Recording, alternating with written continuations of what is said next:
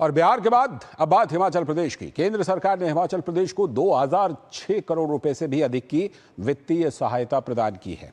प्रदेश में वर्ष 2023 में बाढ़, भूस्खलन और बादल फटने की घटनाओं से हुए नुकसान से उबरने के लिए केंद्र सरकार ने राज्य के लिए पुनर्प्राप्ति व पुनर्निर्माण योजना को भी मंजूरी प्रदान कर दी है।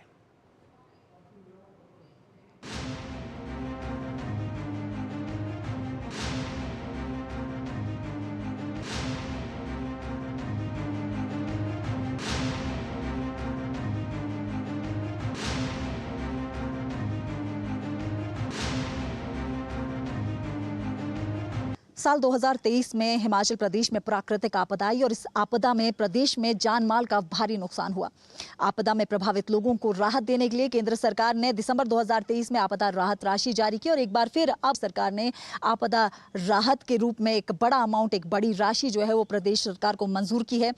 हिमाचल प्रदेश में 2023 में मानसून के दौरान आई प्राकृतिक आपदा ने प्रदेश को कभी न भूलने वाले जख्म दिए हैं। इस आपदा में सैकड़ों लोगों ने अपनी जान गंवाई थी तो वहीं कई लोग बेघर हुए थे। केंद्र सरकार ने 2023 में लोगों के दर्द को समझते हुए राहत राशि प्रदान की थी और अब एक बार फिर प्रदेश में आपदा से प्रभावित लोगों के लिए राहत का हाथ बढ़ाया है। केंद्रीय गृह मंत्री अमित शाह की अध्यक्षता वाली उच्च स्तरीय समिति ने हिमाचल के पुनर्निर्माण व पुनर्वास योजना को मंजूरी दे दी है। केंद्र सरकार ने राष्ट्रीय आपदा मोचन कोष से कुल 2006 करोड़ रुपए की करीब राशि हिमाचल को स्वीकृत की है ताकि राहत और पुनर्वास कार्यों को गति मिल सके। पिछले 1.5 साल में भारी बारिश, भूस्खलन और बाढ़ जैसी प्राकृतिक आपदाओं ने हिमाचल प्रदेश को कई बार झकझोरा है। फसलों से लेकर मकानों और सड़कों तक भारी नुकसान झेल चुके लोगों के लिए अब राहत की उम्मीद जगी है। प्रदेश भाजपा ने केंद्र सरकार से प्रदेश को मिली सौगात का स्वागत किया है। नेता प्रतिपक्ष जयराम ठाकुर ने इस राहत राशि के लिए प्रधानमंत्री नरेंद्र मोदी और गृह मंत्री अमित शाह का आभार जताया है। उन्होंने कहा कि ये सिर्फ एक मुआवजा नहीं बल्कि एक बार फिर से प्रभावितों के जीवन को पटरी पर लाने की केंद्र की कोशिश है। उन्होंने प्रदेश सरकार से आर्थिक सहायता राशि जरूरतमंदों पर पारदर्शिता और प्रभावशाली तरीके से आवंटित करने का आग्रह किया है। TRF का जो स्टेट की ओर से जो क्लेम जो किया गया था, जिसका बार बार ये शोर कहता है कि पैसा नहीं मिला और कई तो शब्दों का चयन ऐसे कहते हैं कि फुटी कौड़ी नहीं मिली। मैं सोचता हूँ बहुत दुर्भाग्यपूर्ण है। केंद्र सरकार ने पहले भी जब संकट आया था, बारिश के कारण नुकसान हुआ तो उस वक्त पे बहुत बड़ी मदद की हिमाचल प्रदेश के लिए और लगभग वो अमाउंट भी 2000 करोड़ रुपए से ऊपर का है। गौरतलब है कि साल 2023 ने प्रदेश को कभी न भूलने वाले जख्म थे। प्राकृतिक आपदा के चलते करीब 503 लोगों ने अपनी जान गंवाई।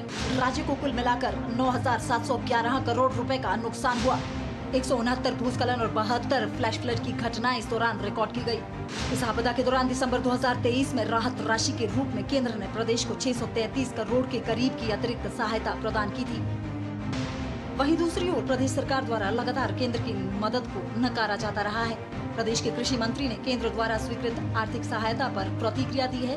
उन्होंने केंद्र से 2023 की आपदा के लिए मिली 2006 करोड़ रुपए की राहत राशि को ऊंट के मुंह में जीरे के समान करार दिया है। उन्होंने कहा कि नुकसान के आकलन के मुकाबले केंद्र सरकार से मिली राहत राशि काफी कम है।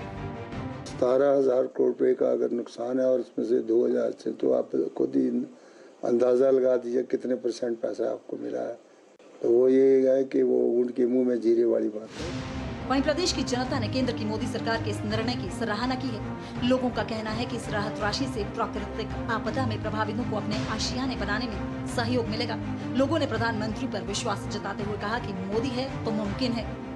हिमाचल के लिए बाढ़ क्षेत्रों के लिए पैसा जो दिया है वो 2006 करोड़ दिया है।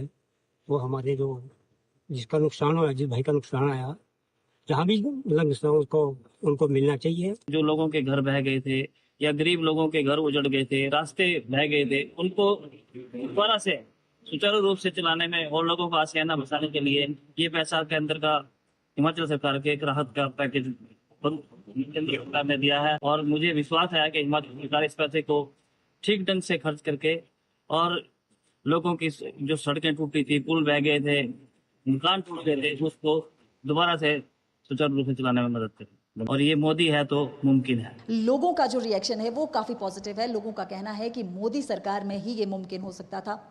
कैमरामैन राकेश के साथ DD न्यूज के लिए प्रियंका गौतम।